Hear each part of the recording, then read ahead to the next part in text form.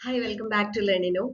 Engineering entrepreneurship and IPR എന്നുള്ള സബ്ജക്റ്റിലെ third മോഡ്യൂളിൽ വരുന്ന പ്രോട്ടോടൈപ്പ് ഡെവലപ്മെന്റ് പ്ലാൻ പ്രിപ്പറേഷൻ ആണ് ഇന്ന് നമ്മൾ ഡിസ്കസ് ചെയ്യുന്നത്.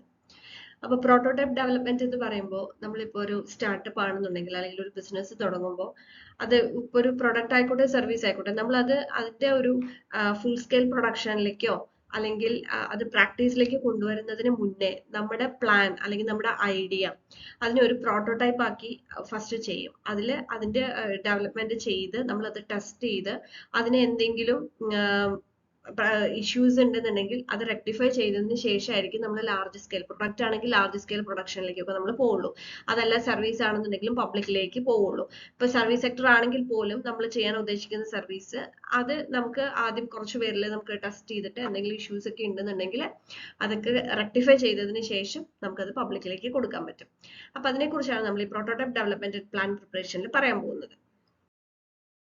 ഓക്കെ, സോ നമ്മൾ ഇപ്പൊ പറഞ്ഞതുപോലെ തന്നെ ഒരു ഐഡിയ അല്ലെങ്കിൽ ഒരു കോൺസെപ്റ്റിനെ നമുക്കൊരു പ്രോഡക്റ്റ് അല്ലെങ്കിൽ സർവീസ് ആക്കി മാറ്റിയെടുക്കുന്ന ആ ഒരു ട്രാൻസ്ഫോർമേഷൻ വളരെ എസെൻഷ്യൽ ആയിട്ടുള്ള കാര്യമാണ് ഈ പ്രോട്ടോടൈപ്പ് ഡെവലപ്മെന്റ് പ്ലാൻ എന്ന് പറയുന്നത്.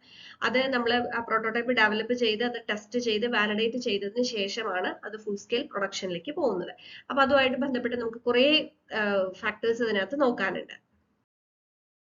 അപ്പൊ അതില് ഫസ്റ്റ് നമ്മൾ അറിഞ്ഞിരിക്കുന്നത് പ്രോട്ടോടൈപ്പിന്റെ ടൈപ്പുകളെ കുറിച്ചാണ്. പല തരത്തിൽ വരുന്നുണ്ട്.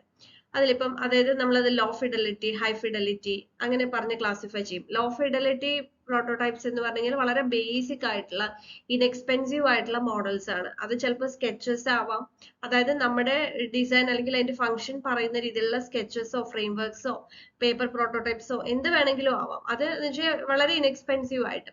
പിന്നെ ഹൈ ഫിഡലിറ്റി പ്രോട്ടോടൈപ്സ് എന്ന് പറയുമ്പോൾ കുറച്ചും കൂടെ നമുക്ക് നമ്മുടെ ഒരു പ്രൊഡക്റ്റിന്റെ ഒരു 3D മോഡലോ അല്ലെങ്കിൽ ഫംഗ്ഷണൽ ആയിട്ടുള്ള എന്തെങ്കിലും ഇലക്ട്രോണിക് റിലേറ്റഡ് ആയിട്ടുള്ള എന്തെങ്കിലും ഒരു പ്രൊഡക്റ്റ് ആണ് നമ്മൾ ഡെവലപ്പ് ചെയ്യുന്നതെന്നുണ്ടെങ്കിൽ നമ്മൾ ലാബ് ബേസ്ഡ് ആയിട്ട് നമുക്കിത് ചെയ്യാനായിട്ട് പറ്റും.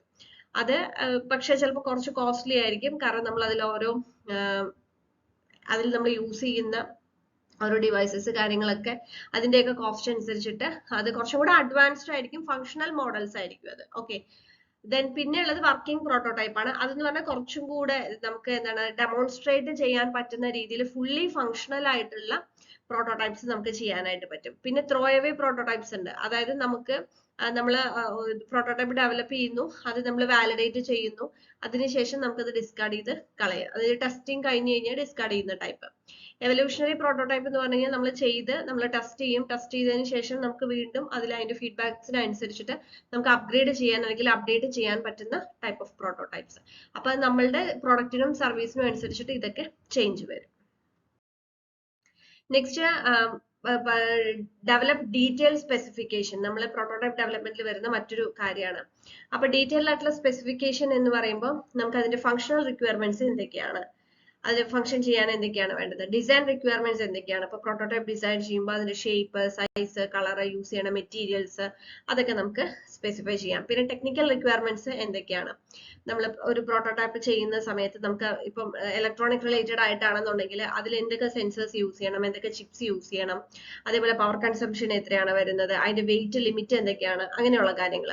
പിന്നെ അതിന്റെ പെർഫോമൻസ് ക്രൈറ്റീരിയ, അതായത് നമ്മളൊരു പ്രോട്ടോടൈപ്പ് ഡെവലപ്പ് ചെയ്തു, അതിന്റെ പെർഫോമൻസ് എത്ര ആയിരിക്കണം, അത് എത്ര അച്ചീവ് ചെയ്യണം, അതിന്റെ സ്പീഡ്, റിലയബിലിറ്റി, ആക്യുറസി ഒക്കെ എത്രയായിരിക്കണം എന്നുള്ളത്.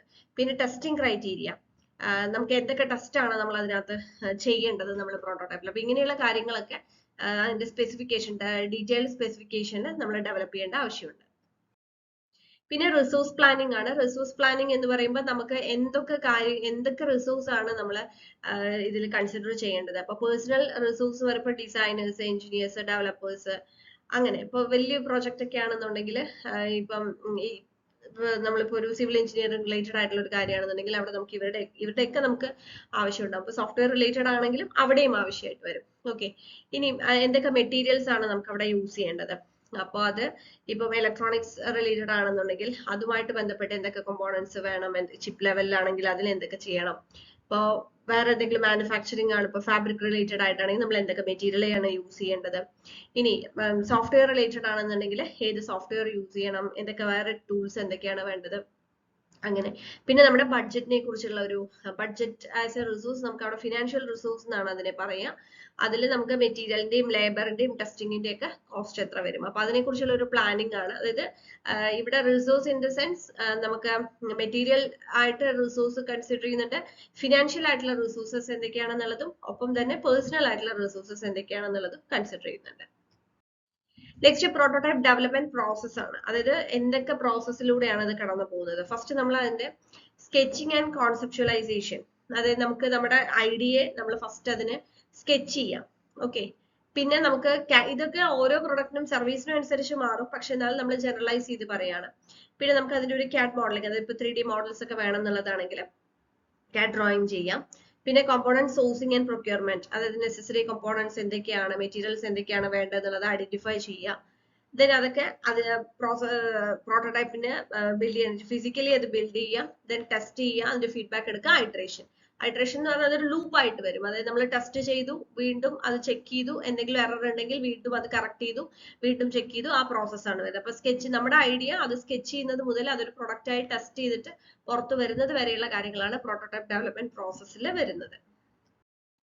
നെക്സ്റ്റ് ടെസ്റ്റിംഗ് ആൻഡ് വാലിഡേഷനിൽ കൃത്യമായിട്ട് നമുക്ക് എന്തൊക്കെ ടൈപ്പ് ടെസ്റ്റ് ആണ് വേണ്ടത്. ഇപ്പൊ ഫംഗ്ഷനാലിറ്റി ടെസ്റ്റ് ഉണ്ടെന്ന് വെച്ച് കഴിഞ്ഞാൽ അത് വർക്കിംഗ് ആണോ എന്നുള്ളത്. പിന്നെ അതിന്റെ യൂസബിലിറ്റി ടെസ്റ്റ്, അതായത് നമ്മളിപ്പോ എന്തെങ്കിലും ഒരു പ്രൊഡക്റ്റ് നമ്മൾ ഡെവലപ്പ് ചെയ്തു, അത് ഈസ് ടു യൂസ് ആണോ, യൂസ് ചെയ്യാൻ കംഫർട്ടബിൾ ആണോ, യൂസർ എക്സ്പീരിയൻസ് എന്താണ്. നമ്മളിപ്പോ ഒരു ഇന്റർഫേസ് ആണ് നമ്മൾ ചെയ്യുന്നത് എന്ന് വിചാരിക്കാം, ഒരു യൂസർ ഇന്റർഫേസ് ആണ് നമ്മൾ ചെയ്യുന്നതെന്നുണ്ടെങ്കിൽ യൂസർ, പ്രത്യേകിച്ച് സോഫ്റ്റ്വെയറിലൊക്കെയാണ് അത് വരുന്നത്. യൂസർ ഇന്റർഫേസ് നമുക്ക് എങ്ങനെയാണ്, യൂസറിന്റെ എക്സ്പീരിയൻസ് എന്താണെന്നുള്ളതൊക്കെ നമുക്ക് ടെസ്റ്റ് ചെയ്യാനായിട്ട് വരും. ടെസ്റ്റിംഗ് എന്നുള്ള വാക്ക് നിങ്ങൾ ഒരിക്കലും ഒരു ലാബിൽ ടെസ്റ്റ് ചെയ്യുക എന്നുള്ളത് മാത്രമായിട്ട് വിചാരിക്കരുത്. ടെസ്റ്റിംഗ് എന്ന് പറയുന്നത് നമ്മളുടെ പ്രൊഡക്റ്റിനോ സർവീസിനോ അനുസരിച്ചിട്ട് അത് പല മേഖലകളിലേക്ക് മാറാം. അതിനൊരു എക്സാമ്പിൾ ആണ് ഞാൻ ഇപ്പൊ പറഞ്ഞത്. പിന്നെ സ്ട്രെസ് ടെസ്റ്റിംഗ് ഉണ്ടാവും. ഓക്കെ, എല്ലാ കണ്ടീഷനിലും വർക്കിംഗ് ആണോ എന്നുള്ളത്. പിന്നെ മാർക്കറ്റ് ടെസ്റ്റിംഗ് ഉണ്ടാവും, അതായത് മാർക്കറ്റ് ഫിറ്റ് ആണോ നമ്മുടെ പ്രൊഡക്റ്റ് അല്ലെങ്കിൽ നമ്മുടെ പ്രോട്ടോടൈപ്പ്, നമുക്കത് മാർക്കറ്റിലേക്ക് കൊണ്ടുവന്ന് കഴിഞ്ഞാൽ കസ്റ്റമേഴ്സിലേക്ക് റീച്ച് ചെയ്യാൻ പറ്റുമോ എന്നുള്ള രീതിയിൽ. അപ്പൊ അങ്ങനെയുള്ള ഡിഫറെന്റ് ടൈപ്പ് ഓഫ് ടെസ്റ്റുകളിലും കൂടെ ആയിരിക്കും ഇത് കടന്നു പോകുന്നത്. പിന്നെ ഡോക്യുമെന്റേഷൻ ആൻഡ് റിപ്പോർട്ടിംഗ് ആണ്. നമ്മൾ ഈ പറഞ്ഞ കാര്യങ്ങളെല്ലാം തന്നെ ഇപ്പൊ ഡെവലപ്മെന്റ് പ്രോസസ്സിൽ വരുന്ന ഓരോ കാര്യങ്ങളും നമ്മൾ ഡോക്യുമെന്റ് ചെയ്യണം. അത് കൃത്യമായിട്ട് അതിന്റെ ടെസ്റ്റ് റിസൾട്ട് ആണെങ്കിലും, അതായത് ആ ഡോക്യുമെന്റിൽ നമ്മളുടെ ഈ ഡോക്യുമെന്റേഷൻ പാർട്ട് എന്ന് പറയുമ്പോൾ നമ്മൾ അതിന്റെ ഡിസൈൻ ഉണ്ടായിരിക്കണം, ടെക്നിക്കൽ ഡ്രോയിങ്സ് എന്തെങ്കിലും ഉണ്ടെങ്കിൽ അത് ഉണ്ടായിരിക്കണം, പ്രോട്ടോടൈപ്പ് സ്പെസിഫിക്കേഷൻ ഉണ്ടായിരിക്കണം, നമ്മൾ ടെസ്റ്റ് ചെയ്യുന്നതിന്റെ റിസൾട്ട്, ഫീഡ്ബാക്ക് റിപ്പോർട്ട്സ്, നമ്മൾ അതിൽ നിന്ന് എന്തൊക്കെ കാര്യങ്ങളാണ് നമുക്ക്, എന്തൊക്കെ ഇൻസൈറ്റ്സ് ആണ് നമുക്ക് കിട്ടിയിട്ടുള്ളത് എന്നുള്ള കാര്യങ്ങളൊക്കെ തന്നെ അതിലുണ്ടായിരിക്കും.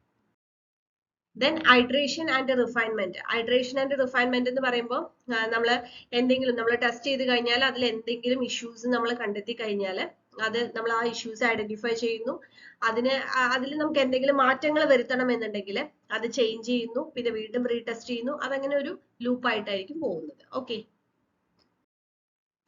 പിന്നെ final prototype and transition to product.